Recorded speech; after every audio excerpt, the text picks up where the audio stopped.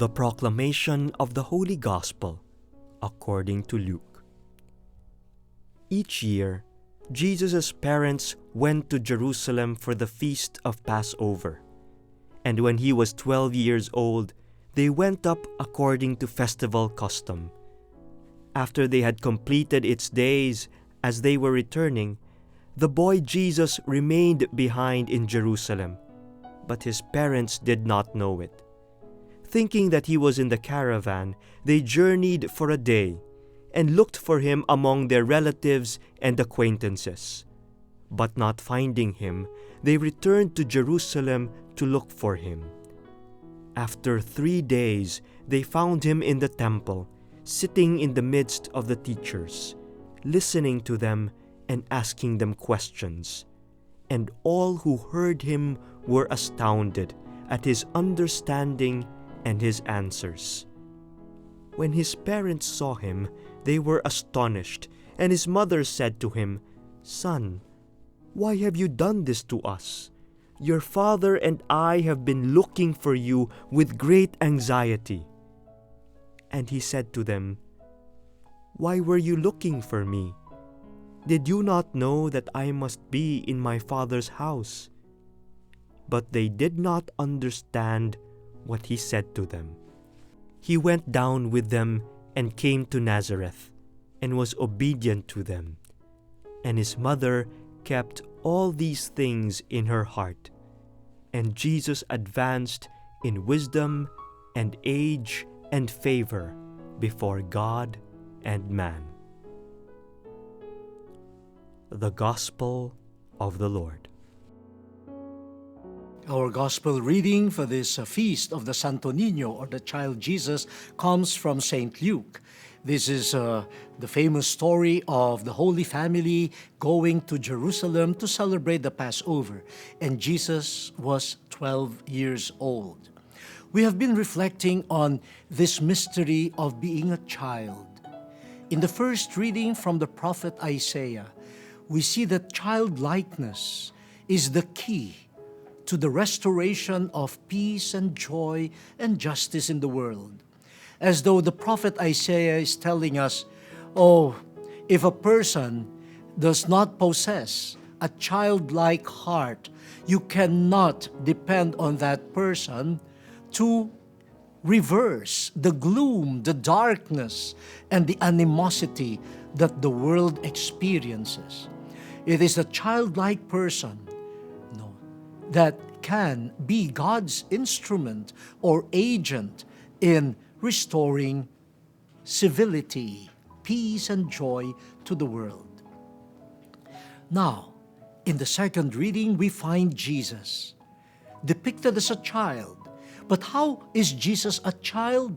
He is a child because he is the Son of the Father. And through him, we have also received the grace of sonship. We are also children of God in Jesus Christ. So how do we maintain our being childlike? Keep your relationship with the Father. Recognize him. And for as long as you are connected with the Father like Jesus, you will be a child forever. No? But if you cut your relationship with the Father and declare independence, then you are no longer a child. You are nobody's child.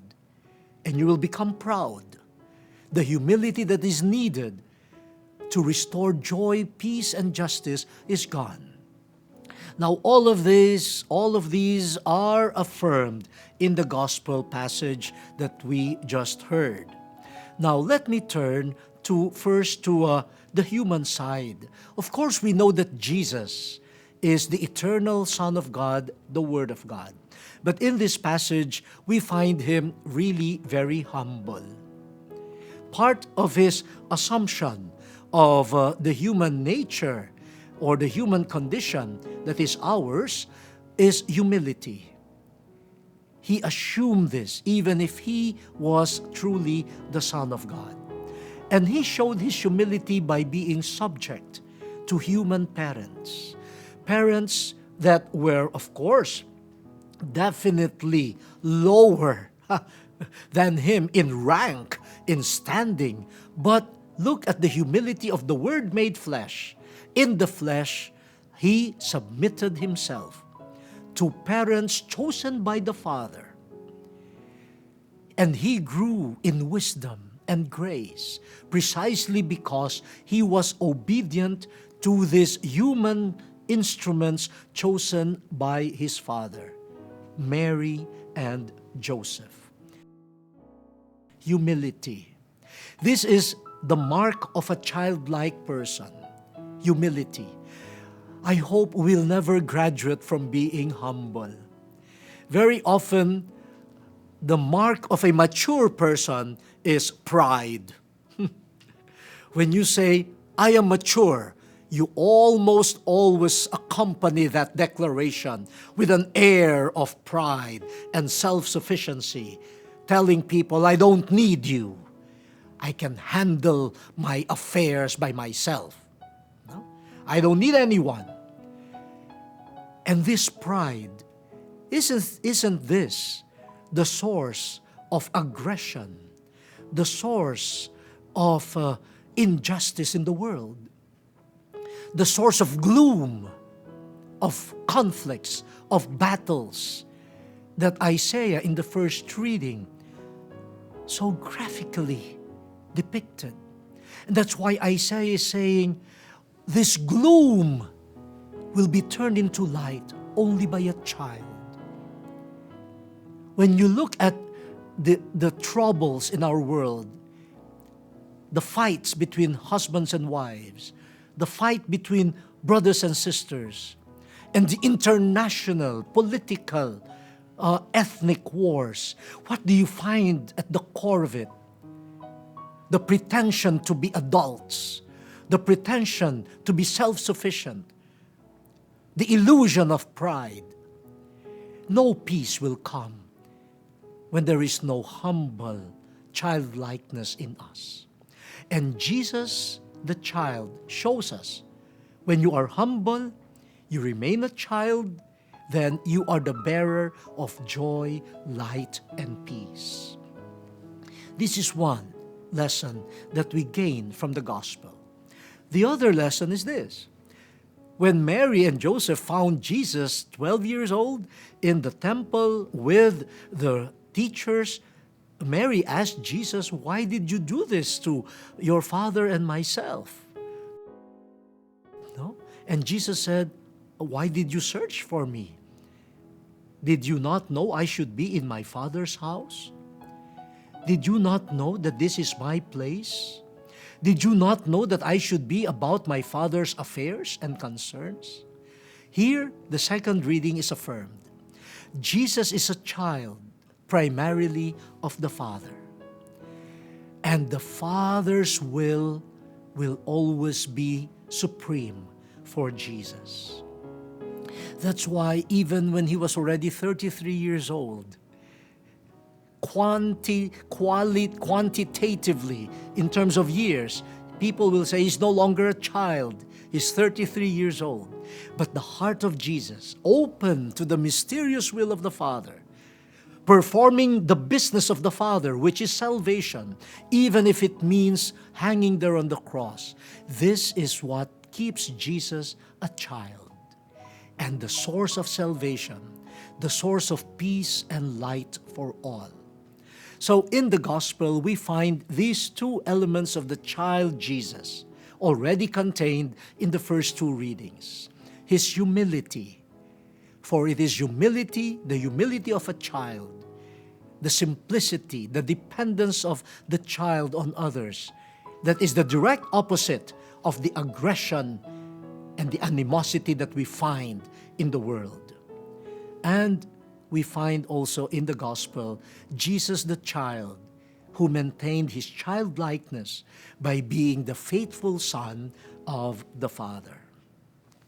My dear brothers and sisters, we just mourned, due to the passing of one icon in the Philippines, Father James Reuter. Now, he died at the age of 96. Who would consider him a child? 96, senior citizen.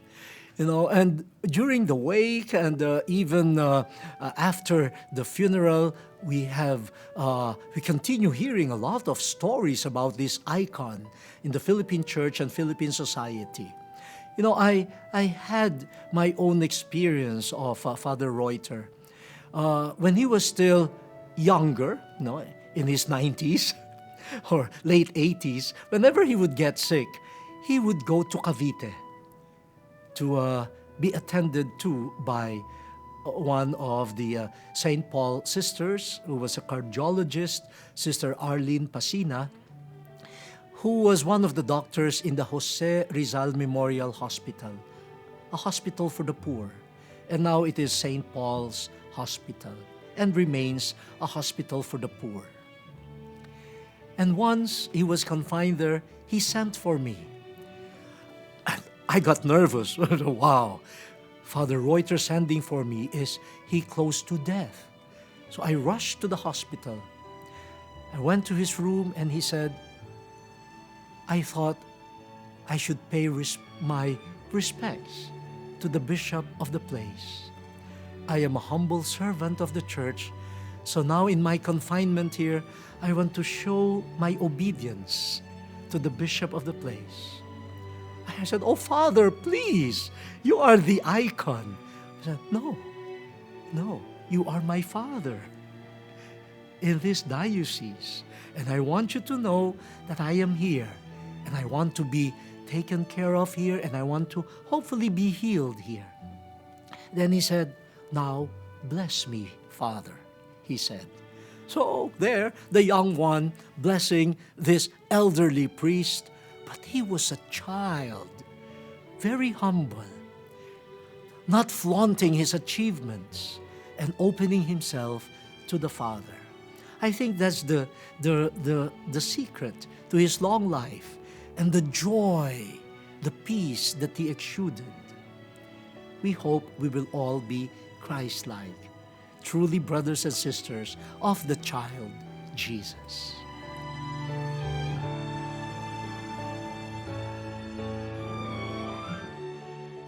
The word has been exposed, let us now fulfill it. In this day and age, social networking has become a very convenient mode of communication among people. With just a click and the power of the internet, you are able to reach your loved ones wherever they are.